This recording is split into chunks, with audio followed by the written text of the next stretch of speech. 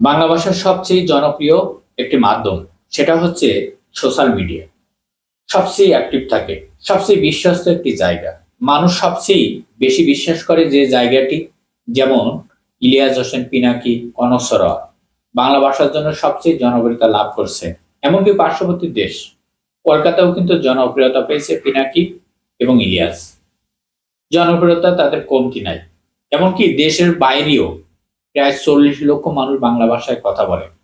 অনেকেও তার থেকে বেশি মনে করে। কিন্তু গতকাল যমুনা টিভিতে যেখানে উপস্থাপিকা ছিলেন সাংবাদিক নিখোল, নিখিলকে সবাই আপনারা চেনেন।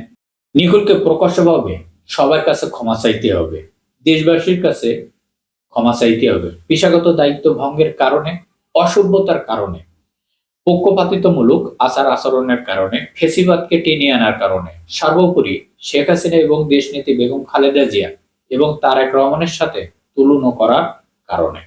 কোনোভাবেই শেখ হাসিনার সাথে তুলনা খালেদা জিয়ার হতে পারে না। তবে সময়ের অন্যতম একজন আলোচক, যিনি খোলামেলা আলোচনা করে থাকেন, অত্যন্ত বুদ্ধি চর্চা করেন, ইতিহাসও সর্বোপরি সমসাময়িক যে কোনো প্রশ্ন যাকে করে পাশ কেটে যাওয়া খুব কঠিন।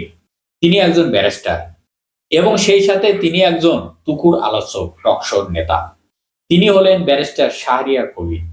তিনি টকশোতে জামাতের প্রতিনিধি হয়ে আলোচনা করেন। 5ই আগস্টের পর থেকে যখন তিনি আলোচনা করেছেন, একের পর এক তার কথাগুলো, তার যুক্তিগুলো সকলকে দৃষ্টি আকর্ষণ করেছেন। এবং তিনি টকশোতে যখন আসেন, প্রচুর পরিমাণ জ্ঞান অর্জন করে ডকুমেন্ট সহ সবকিছু নিয়ে আসেন এবং তিনি যুক্তিগুলো দেন ডকুমেন্টের মাধ্যমে, দেখিয়ে দেন। যার কারণে যারা পুঁথিগত বিদ্যা মুখস্থ করে নিয়ে আসেন টকশোতে, তাদেরকে তিনি নাস্তানুবাদ করেন। তেমনি একজন অনুষ্ঠানের যমুনা টিভিতে গতকালকে সেখানে উপস্থাপক ছিলেন সাংবাদিক নিকোল। এই নিকোল শাহরিয়া কবিরকে এমন একটি প্রশ্ন ছুড়ে দেন, যে প্রশ্ন আসলে অপ্রত্যাশিত প্রশ্ন। এটি কোনোভাবে কোনো অবস্থাতে মেনে নেওয়ার মতন নয়। 5ই আগস্টের পরে শেখ হাসিনার সাথে বর্তমান বাংলাদেশের বেগম নেত্রী খালেদা জিয়ার সাথে তুলনা করেন। তবে এই প্রশ্ন করার সাথে সাথে মানুষের মন মেজাজ বিগড়ে যায়। এটা তো স্বাভাবিক ব্যাপার। তিনি যখন প্রচন্ড অসুস্থ এবং জীবন মরণের সন্ধিক্ষণে দাঁড়িয়ে আছেন, তার এই ট্রিটমেন্ট বাংলাদেশে সম্ভব হচ্ছে না, তাকে নিয়ে যাওয়া হচ্ছে লন্ডনে। আর সেই মুহূর্তে তিনি একজন গণতান্ত্রিক আপসীন নেত্রী বেগম খালেদা জিয়ার সাথে তুলনা করেন, এটা মেজাজ হারাবারই কথা। শুধু তাই নয়, তিনি এখানে এমন একটি প্রশ্ন তুলে দেন, বঙ্গবন্ধু নাই বিজয়ের মাঠে, শেখ হাসিনার রায় নিয়ে পলাতক সজীবদের জয়, তিনিও আসামি ফেরারি, তিনিও দেশের বাইরে আছেন। সুতরাং বেগম খালেদা জিয়াকে দেশের বাইরে পাঠিয়ে দেওয়া হচ্ছে।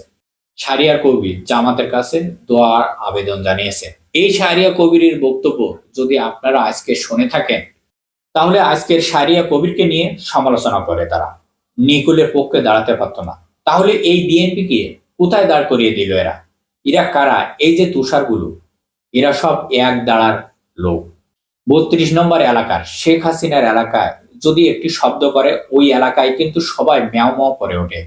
বিএনপির পরবর্তী সময় এই লোকগুলোকে বুদ্ধিজীবী বানিয়ে তাদের দলের প্রধান মুখপত্র বানিয়ে সামনে এগিয়ে দিছে। তাহলে এই বিএনপির অবস্থান কোথায় গিয়ে দাঁড়াবে বলার অপেক্ষা রাখে না। তো যাই হোক, সর্বোপরি আমরা ব্যারিস্টার শাহরিয়া কবিরের প্রতি অফুরন্ত ভালোবাসা জানাই। সঠিক পথেই আছেন এবং আপনার কাজ চালিয়ে যান। এবং বাংলার মানুষ, 18 কোটি মানুষ আপনার পাশে দাঁড়িয়ে আছে। সবাই ভালো থাকবেন, সুস্থ থাকবেন। আল্লাহ হাফেজ।